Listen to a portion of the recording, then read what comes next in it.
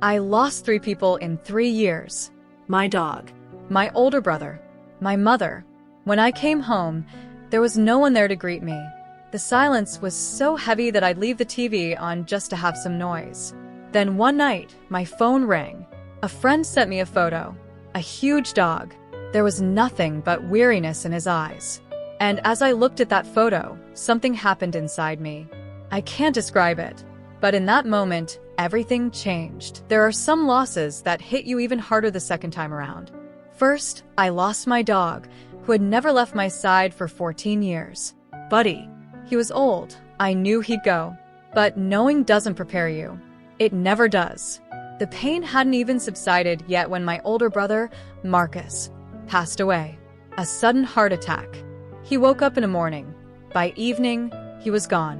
When the phone rang, I didn't know what to say. There were no words to say anyway. Not long after that, my mother, Dorothy, also passed away. Cancer. It dragged on, and that made it even harder to bear. The house was empty. When I opened the door, there was no one there to greet me. While I made my morning coffee, there was no one to talk to. When I ate dinner, there was no one across from me.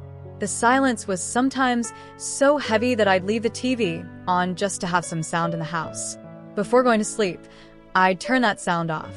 And that was the hardest moment of all. One evening, I was sitting on the couch, scrolling through my phone. Aimlessly, out of habit, my friend Kevin sent me a message. He hadn't written a single word. He'd just sent a post. I looked at the photo.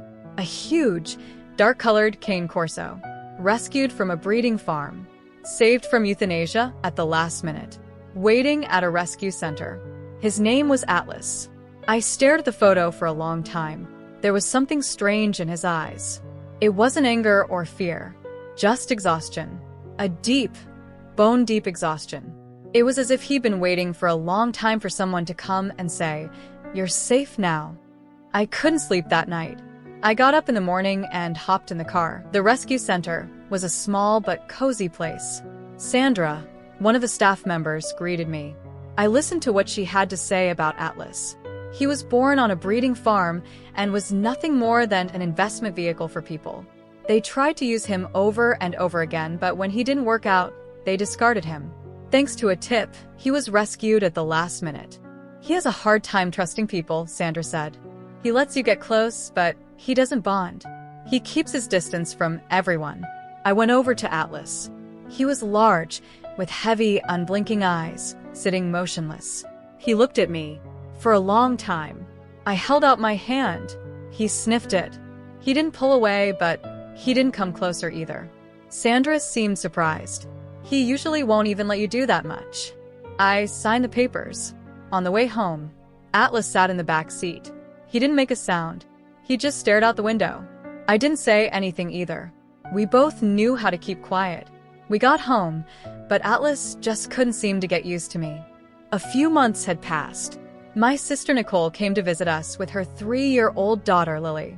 As soon as Nicole walked in and saw Atlas, she froze. "What's that?" she whispered. Atlas. "A cane Corso. Does he live here?" "Yes." Nicole picked up Lily. "Don't bring that thing near me."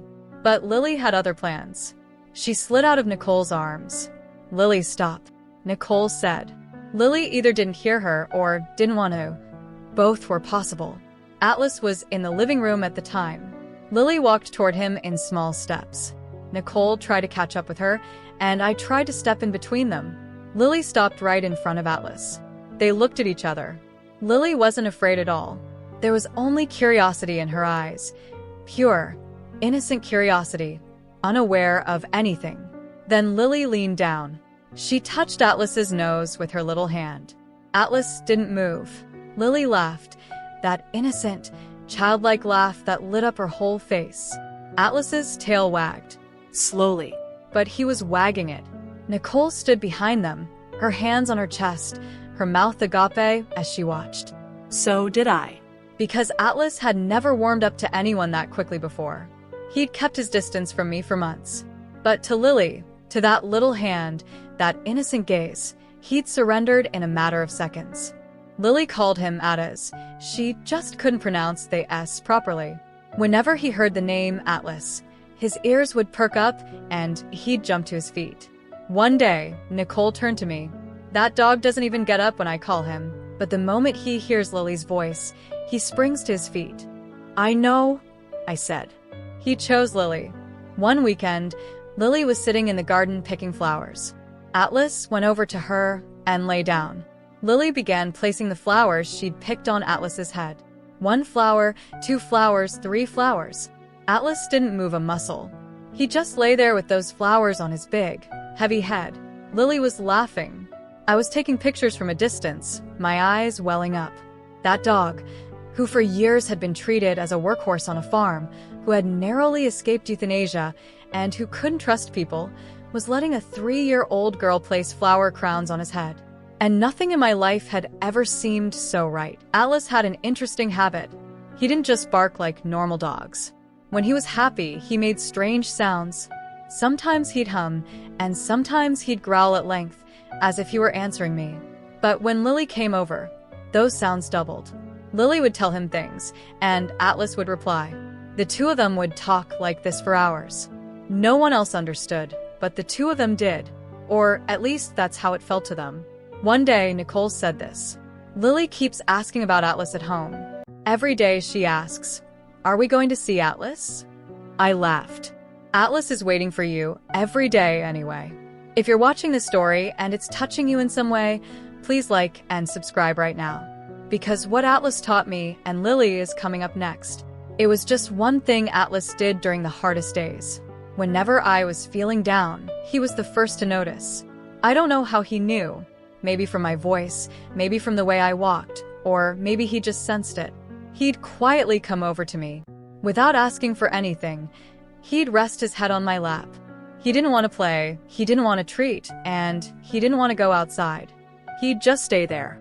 Sometimes for 10 minutes, sometimes for half an hour. And the strange thing is that sometimes you draw strength from the friend who says the least. Those evenings when I thought of Marcus. Those nights when I missed my mother's voice. Those mornings when I felt Buddy's absence. Atlas was there through it all. His head on my lap, his eyes closed, just being there. Lily, on the other hand, taught Atlas something else. How to play, how to laugh, how to wear a flower crown, and perhaps most importantly, that even little hands can be trustworthy. One day, as I walked through the garden holding Lily's hand, Atlas walked beside the two of us. Lily held my hand in one hand and Atlas's leash in the other. Atlas had adjusted his steps to match Lily's. Slow, careful, patient. I didn't take a photo of that moment, but I'll never forget it. But Atlas carved out a new space within that emptiness. And in that space, there's both Atlas and little Lily, wearing a flower crown and calling out, Atlas. Maybe I thought I was the one who saved Atlas. But in reality, he was the one who put my life back on its feet. The two of them together.